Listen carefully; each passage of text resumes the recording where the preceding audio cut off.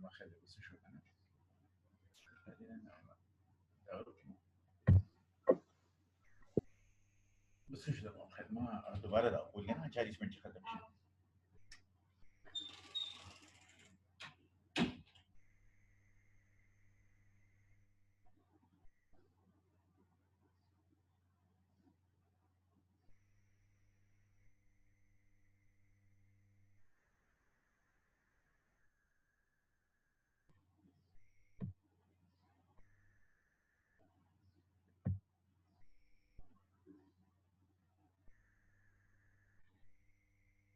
जी अस्सलाम वालेकुम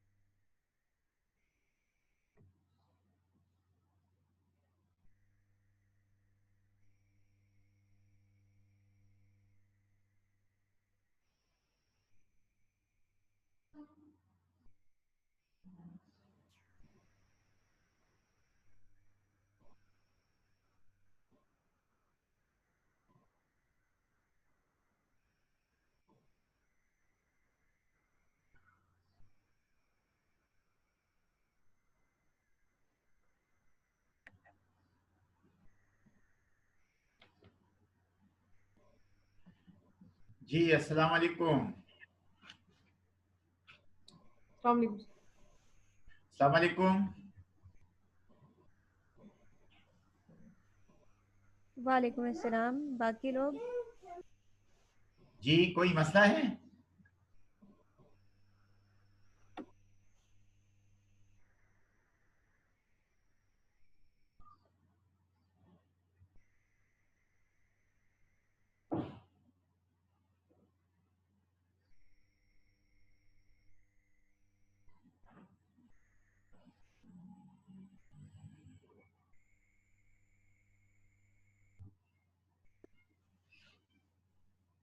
Nimra, are you there?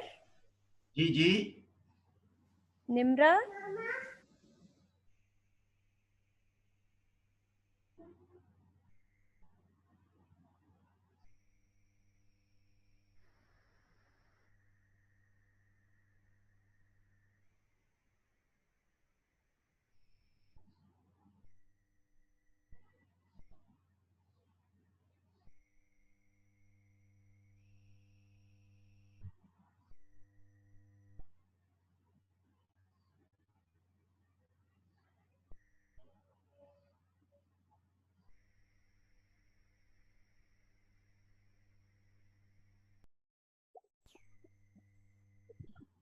Ayesha Siddiqa.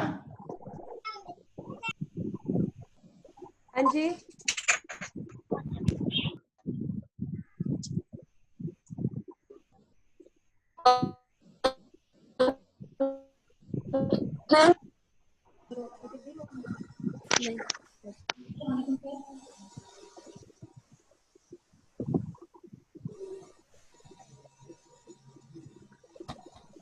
Sir, आपको नजर आ रही है मेरी वीडियो? आवाज आ रही है आपको मेरी? आधी नहीं है।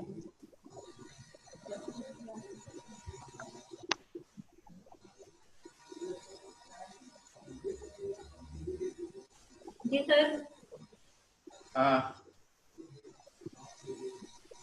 The scholar जी जी Amira Aslam. Sir. Yes sir.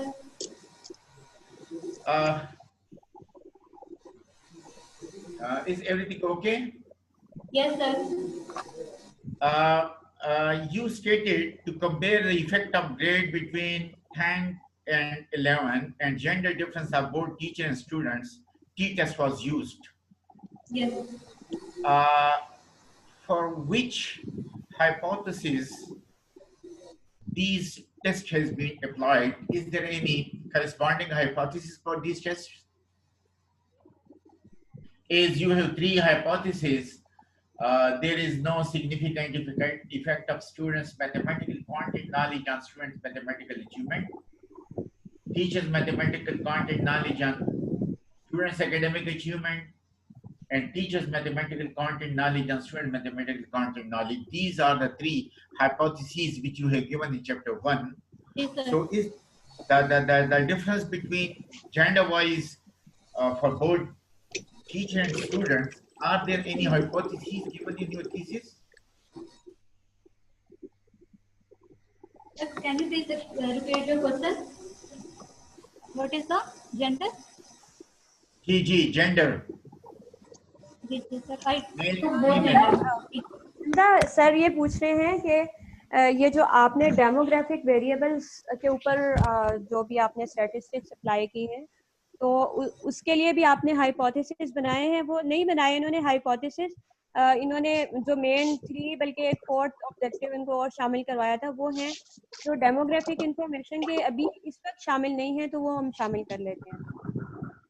ऐसा होता है ना आयशा के there are certain main hypotheses, and if you have worked and you have tested on demographic variables like gender, तो उनके आप सब hypotheses भी बना सकती हैं। अगर आप काम कर चुके हैं तो उनको इंक्लूड कर दे वहां पे। ठीक है। ये जो टेबल 4.1 है, इट्स टू लेंथी और कोई समझ नहीं आता कि बंदा उसको पढ़ रहा होता है। Can it be split in सब tables? एक्चुअली ये है कि 4.4 निम्रा आप बताओ अगर आप बताना चाह रही हो। फिर अगर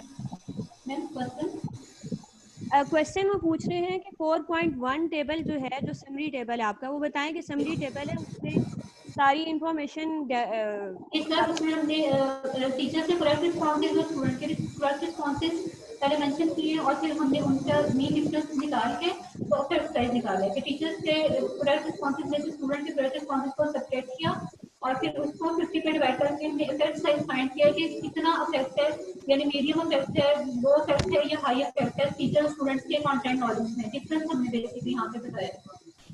ये ऐसा है ना कि आप इस पर सोचे कि if it can be split in different, तो वो बेहतर होगा क्योंकि तीन चीज़ पर आपका टेबल है ना। जी डॉक्टर साहब, वो मैं आपको बताती हूँ। असल में ये है कि जो टीचर के भी और स्टूडेंट के भी जो तमाम क्वेश्चंस हैं वो हर टेबल में, यानी इसके आगे जो है वो हर टेबल में एक एक क्वेश्चन की डिस्क्रिप्शन दी हुई है।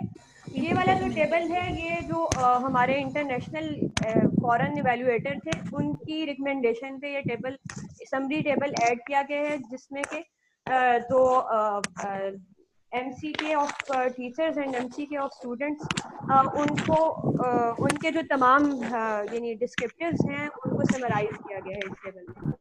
वो उनका ये कहना था कि एक जगह पर ये तमाम इंफॉर्मेशन इकट्ठी प्रेजेंट होनी चाहिए टेबल में, उनकी रिकमेंडेशन पे डाला गया।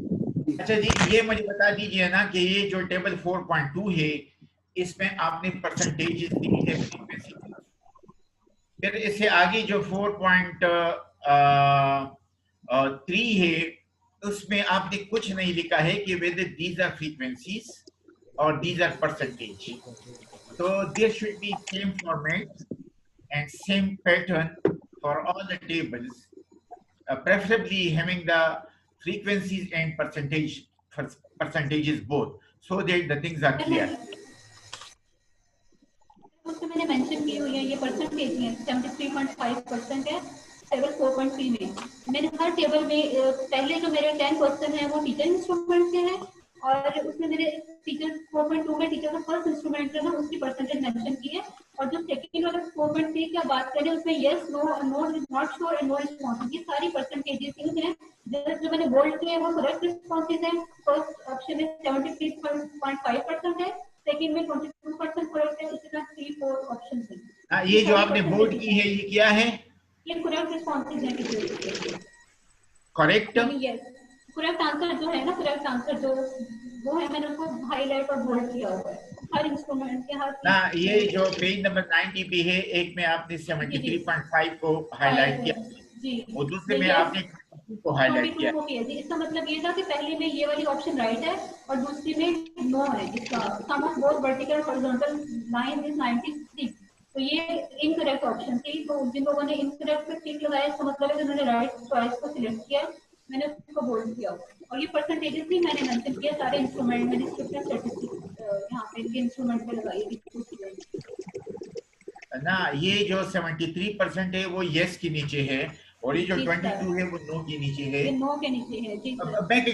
मैं क्लैरिफाई, बस मेरा कहने का ये मतलब है। And on page number in tables 4.30 and 4.47 in the commentary no digits has been given, so should the commentary not be self-explanatory? आप टेबल 4.30 और 4.47 देखिए, वहां पे कमेंट्री में आपने कोई जी सर वो एक्चुअली मैं बताती हूँ, ये भी जो है ना असल में बहुत सारी चेंजेस इनकी जो है ना वो माइकल शेर जो कि फॉरेन इनके इवैल्यूएटर्स थे उनके कहने पे की गई है। वो ये कहते थे कि जो है ना टेबल जब आप दे रहे हैं उसके नीचे नहीं, उसके नीचे वो कहते थे कि सेम इंफॉर्मेशन को आप रिपीट मत करें। ये उन्होंने काफी ज्यादा यानी 2-3 महीने मेरा ख्याल है इनको करेक्शंस पे लगवाए हैं और उनकी आयशा आप अजीब बात कहती है ना कि मैं कह रहा हूँ कि 4.30 एंड 4.47 ये दो टेबल्स ऐसे हैं कि जिसमें जो कुछ आप कह रही है उसको आपने नंबरों का सपोर्ट नहीं किया है, बाकी में दिया है। तो अगर आपकी बात में मान लूं तो फिर तो बाकी में भी नहीं होना चाहिए।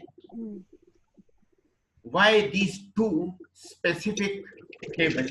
बस आप देख लीजिए इसको, आप देखिए क्योंकि नोट कर लें इसको। This is my observation. आप उसको नोट कर लीजिए और देखिए। नोट कर लें, जो टेबल सर पॉइंट आउट कर रहे हैं उनको देख लें कि क्या दूसरे टेबल्स की तरह से ही उनकी इंटरप्रिटेशन है या नहीं है। आवाज कट रही थी, मैं पूछ रही हूँ 4.47 और किस क्वेश्चन में करने का टेबल कौन सा में कहा है उन्होंने? 4.47 एंड सेकंड वन 3.1 शायद कहा है, 3.1 या 4.30 4.43 हाँ 4.30 और 4.7 ये जरा देख लें कि इनका जो इंटरप्रिटेशन का पैटर्न है वो क्या फर्क है दूसरे टेबल से। 4.30 में मैंने टी टेस्ट लगाया था जेंडर पे, जबकि जो 4.747 है उसमें मैंने ना बस आप नोट कर लें निम्रा, उसको आप नोट कर लें और वो कह रहे हैं कि उसकी इंटरप्रिटेशन जो है वो भी बाकी पैटर्न के मुताबिक होनी चाहिए। ये ठीक है।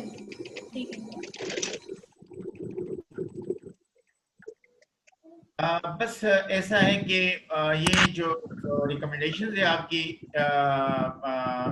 your recommendation should be like researcher that every recommendation must explain the things like what to do, who to do and how to do. ये 3 बातों का आप ख्याल रखिए, जरा बहुत जनरल और जेनरिक नहीं होनी चाहिए, because this is a PhD study and my general comment is कि there are certain incomplete references, or there are many typographical errors, जिसको proofreading की इसकी जरूरत है. And from my side, this is the IYY is OR. बाकी अयाज खान आपसे. Thank you very much, sir. बहुत शुक्रिया. She has noted every comment and observation. So ये करेंगे इंशाल्लाह. उनके supervisor जो हैं वो भी करेंगे इंशाल्लाह ताला. तो अब हम डॉक्टर साहब से, डॉक्टर अयाज साहब आप should I remain here? I should leave. जी सर, आप जैसे पसंद करें. अगर आपके पास थोड़ा सा टाइम है तो डॉक्टर अयाज के भी कमेंट सुन लें. अगर आप जाना चाहते हैं तो कोई मसला नहीं. ठीक है, मैं सुन लेता हूँ. अयाज खान अगर दिखाई दे तो बहुत बेहतर होगा. अस्सलाम वालेकुम. वालेकुम जनाब, सलाम. कैसे हैं? ठीक है. बिल्कुल खैमा. अभी दिखा देगा ना दोस्तों. हाँ, मैं जिधर तो पता लगी जो मुझ पख्तों के खबर है होगा. बिल्कुल सही. तासु क्वेश्चन क्लास में जो शुरू करूं जी. तासु क्वेश्चन क्लास में जो शुरू करूं. बिल्कुल खत्म नहीं, शुरू कई तासु. अच्छा, एक तो ये बताओ सादा लफ्ज़ रबी मज़ीद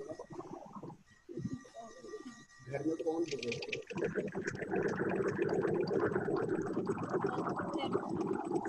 सादा को जरा आपको पंजाबी में समझाना कि आपने क्या मैंने क्या बताया. मैंने क्या नहीं किया. और सादा लफ्ज़ों में बताना ये इसी चीज़ वहाँ उर्दू पंजाबी जिसमें मतलब मैं ये कहूँ कि मैंने अपनी थीसिस में क्या किया. मैंने दिया था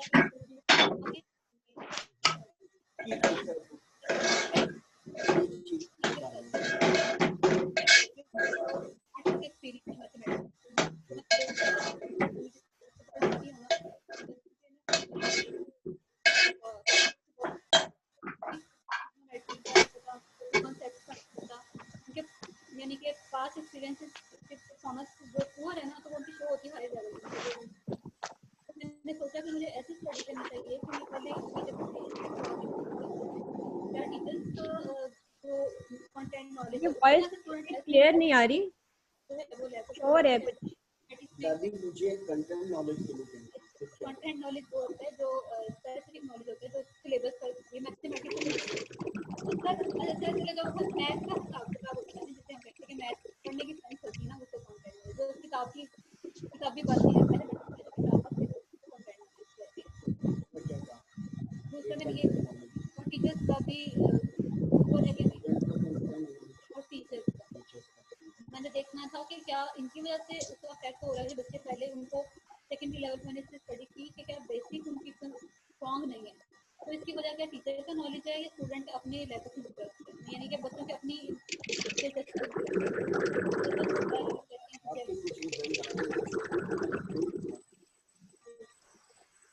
उसमें एक्सपीरियंस का कोई असर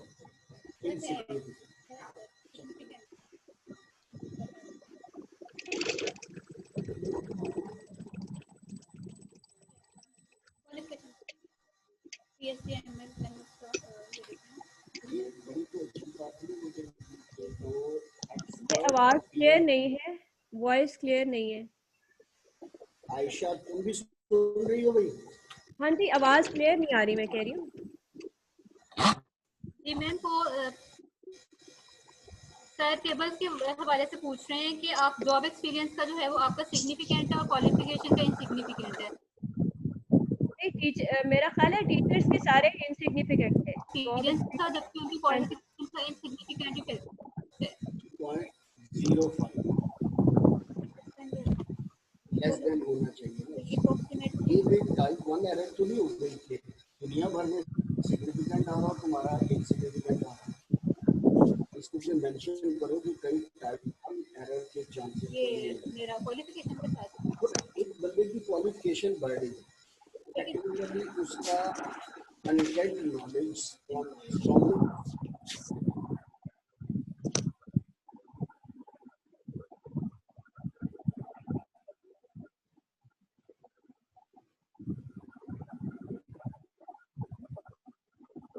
स्टडी है तो सर आपको फीमेल डिस्कस है, तो उन्होंने कहा कि मेल की स्पेशली हट के उन्होंने कहा कि हमें इससे कोई फर्क नहीं पड़ता कि ये हमसे ये रिस्पॉन्ड करते हैं, ये ऊपर हमारी तो गवर्नमेंट नौकरी है। और जो एक्सपीरियंस टीचर थे ना वो बड़े कॉन्शियसली पढ़ रहे थे, मेरे से पूछ रहे थे बार बार कि आप जरा मुझे ये एक्सप्लेन करें। जैसे एक एमएस की फिजिक्स थी और वो 10 साल से सेकेंडरी लेवल को पढ़ा रहे थे, उनके 95% के करेक्ट रिस्पॉन्सेज थे। एंड आई वाज सरप्राइज कि वो कहती कि मैं एमएससी फिजिक्स हूँ और यहाँ पे स्कूल में तो मैथ टीचर नहीं है और मुझे मतलब बाय कंपल्जन पढ़ाना पड़ रहा है। इसी तरह एक्सपीरियंस टीचर जो 15-15 साल से पढ़ा रहे थे उनके बहुत अच्छे रिजल्ट आए थे as compared to those who are more qualified. Mathematics और फिजिक्स ये दोनों बुनियादी तो एक ही है, लेकिन आईटी के टीचर्स भी पढ़ा रहे थे और आईटी वाले टीचर्स भी पढ़ा रहे थे और बीएड एमएड के टीचर्स भी पढ़ा रहे थे। सिंपल बीएड ग्रेजुएट हैं और एमएड हैं वो भी पढ़ा रहे थे और उनके कॉन्सेप्ट्स भी स्टूडेंट सेटिस्फाइड थे। स्टूडेंट्स के रिस्पॉन्स आयशा टेस्ट इससे खुद लगवाए थे। मैम जी सर जी कहाँ चली आयशा? जी अच्छा, डॉक्टर आयशा हाँ जी ये जो बी टेस्ट होते हैं, सर पूछ रहे हैं कि टेस्ट एनालिसिस मैंने आपके पास बैठ के किया था ना कि खुद ही हाँ किया जी है? हाँ जी, वो ये सारा एनालिसिस खुद किया है, अच्छा इसमें मैंने ये इसको बताओ इंश्योर किया है, खुद सारे एनालिसिस को इंश्योर किया है मैंने। उसमें जेंडर को डालते हैं या इसमें एमसीक्यू को डालते हैं? क्या पूछ रहे हैं? सर कह रहे हैं कि जब टी टेस्ट लगाया तो जेंडर में तुमने जेंडर को डाला है कि एमसीक्यू को डाला है? जेंडर को इंडिपेंडेंट वेरिएबल में डाला था या एमसीके को डाला था?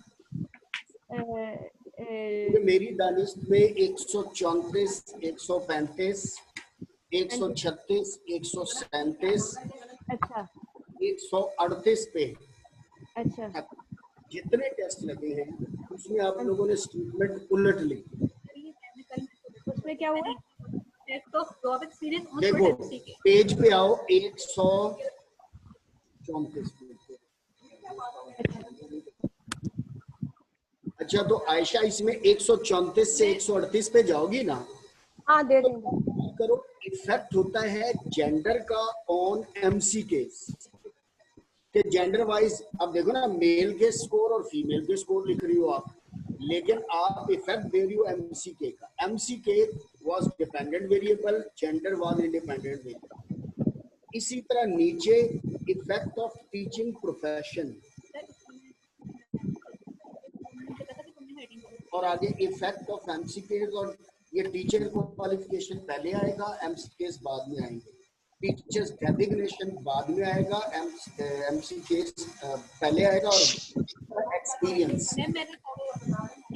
ये मैंने इसको करेक्शन करवाई थी, इसने पता नहीं वो करेक्शन किया कि नहीं, इसने शायद वाइवा स्लाइड में भी इसने मिस्टेक की हुई थी और थीसिस में भी की हुई थी। इसको मैंने कुछ दिन पहले करेक्शन करवाई थी कि इसको स्टेटमेंट को ठीक कर ले। पता नहीं अब मे बी कि वो थीसिस की शायद पुरानी कॉपी आपके पास होगी, वहाँ इसने मे बी के ना की हो स्लाइड्स में भी, और मैंने इसको कहा था कि थीसिस में भी ये करेक्शन कर ले कि वो चलो ठीक है। अच्छा अब आयशा मसला ये है कि अगर फर्ज किया खवातीन जेंडर वाइज सिग्निफिकेंट फर्क आया तो उस पे आप लोगों ने क्या वो दिया, रिकमेंडेशन क्या दी?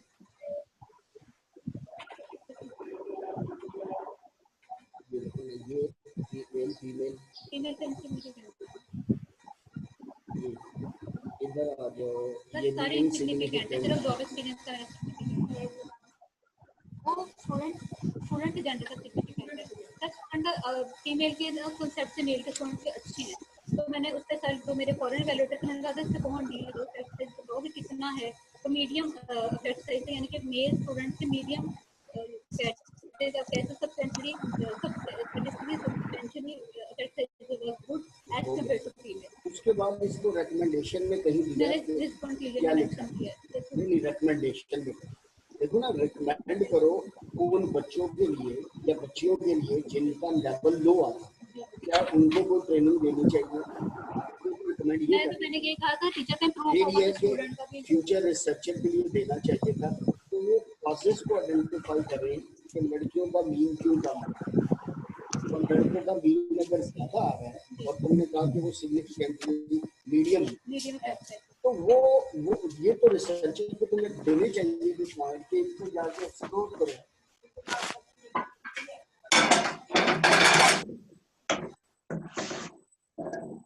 जो सिग्निफिकेंट आता है सिग्निफिकेंट एक रिकमेंडेशन, सिग्निफिकेंट का मतलब क्या होता है, यानी कि इसका मतलब क्या है? ये तो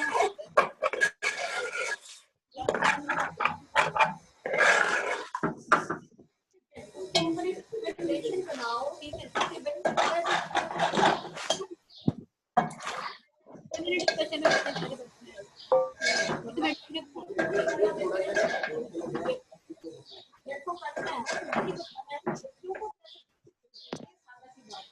देखिए जब सिग्निफिकेंट आता है ना, इसकी दो चीजें हैं। आयशा आप भी इसको गौर से समझिए। जब सिग्निफिकेंट आता है now the result can be generalized to the whole sir आपकी आवाज में ना काफी सैंपल में आ रहा शोर है, है, शोर आ रहा है। फीमेल के नीड में फर्क, रूरल और अर्बन के वाइज जहाँ कहीं भी फर्क आ रहा है, जब लफ्ज सिग्निफिकेंट आ जाए यानी 0.05 से लेस देन, इसका मतलब है this can be generalised to the whole population, whether accessible और टारगेट पॉपुलेशन। अब आपको इस पे रिकमेंडेशन देना लाजमी होता है, क्योंकि आप अब कह रहे हैं कि जनाब ये बात लिमिटेड टू सैंपल नहीं, जनरलाइजेबल है, आप हर जगह ट्रेनिंग इसकी दे सकते हैं। तो ये कंसेप्ट ये रखिए, तो ये पूरी पॉपुलेशन तक हो गया। अब मुझे इसकी रिकमेंडेशन देना बहुत ठीक है। लीजिए डॉक्टर साहब, मेरी तरफ से तो इतना ही था। डॉक्टर साहब लगता है दिन चले गए। पानी पी रहे थे। अच्छा सर और मेन मेरा और कोई ऑब्जर्वेशन नहीं है, यही था। अच्छा इसको आपने एक्स पोस्ट फैक्टो क्यों कहा? तो ये होता है ना कि जो आफ्टर द फैक्ट हम स्टडी करते हैं विदाउट एनी मैनिपुलेशन, एक्चुअल चीजें हो चुकी हैं, अगर हम उस पर स्टडी करते हैं, तो मैं यही देखना चाहती थी कि इसकी रीजन क्या है, क्या टीचर्स का एमसीक्यू स्ट्रांग है या पुअर है। तो अच्छा मेरी स्टडी में पैरेलल है, बहुत सी जगह पे टीचर का पुअर है स्टूडेंट। जब भी एक्स पोस्ट फैक्टो या कॉजल कंपैरेटिव स्टडी की जाती है, असल में ये एक तरह से एक्सपेरिमेंटल स्टडी की तरफ भी लीड करती है, लेकिन इसमें हम कोई मैनिपुलेशन नहीं देते, बस एक्सपेरिमेंट की तरह की होती है। तुम्हें पहले मेरी बात सुन, ठीक है, तुमने अपनी जो रिकमेंडेशन उसमें स्टूडेंट्स को लिखना है ठीक है, कि बहुत से फैक्टर्स हैं जिसको मैं कंट्रोल नहीं करता, ये भी रिकमेंडेशन है। ये लिखो। तुम लिखोगी कि ये ना बहुत से वेरिएबल जिनको मीडिएटिंग वेरिएबल कह देते हो, वो कॉमिटेंट वेरिएबल है तकरीबन एक जैसे, आप उसको कंट्रोल नहीं कर पाते। तो आप कहते हैं जनाब बड़ा बेहतर होगा कि कोई स्टूडेंट इस स्टडी को एक्सपेरिमेंटल बेसिस पर, ये भी अपना है, ये कॉन्सेप्ट, क्योंकि कॉज एंड इफेक्ट का एग्जैक्ट रिलेशनशिप वो बताता है, इसमें पुअर है। हमें कंटेक्स्ट का नहीं पता, डिफरेंट कंटेक्स्ट में थे टीचर, इस वजह से ये किसी एक स्कूल में जाकर देखें कि क्या कंटेंट नॉलेज को एनहांस करने की कोई स्ट्रेटजी हो तो उसका असर क्या बन सकता है। तो ये रिजल्ट्स उसमें बहुत काम आएंगे। बल्कि आगे इधर की कोई लड़की हो जो मैथमेटिक्स में इंटरेस्टेड हो, वो कोई एक्सपेरिमेंटल स्टडीज करे, ठीक है। ओके मैडम,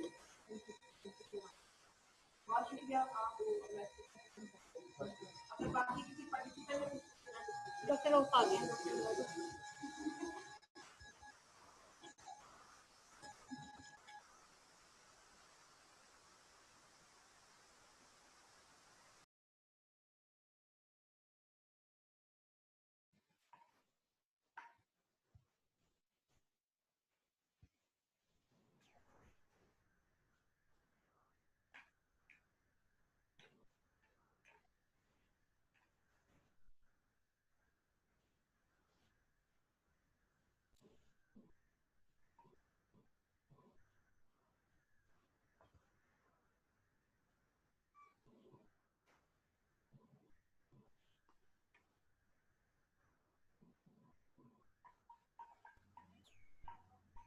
जी अयाज खान।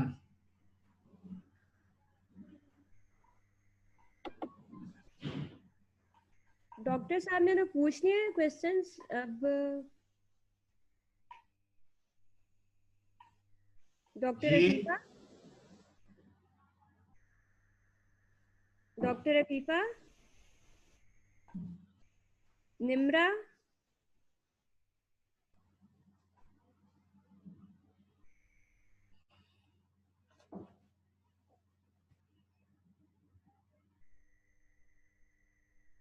जी डॉक्टर आयशा। हाँ जी, मैं ये कह रही हूँ कि डॉक्टर अयाज जो है ना, वो तो उन्होंने अपने क्वेश्चंस कर लिए थे। अब अब जारी है या शुड वी लीव और पता नहीं, मैं वही देख रही हूँ कि कोई आवाज नहीं आ रही अब।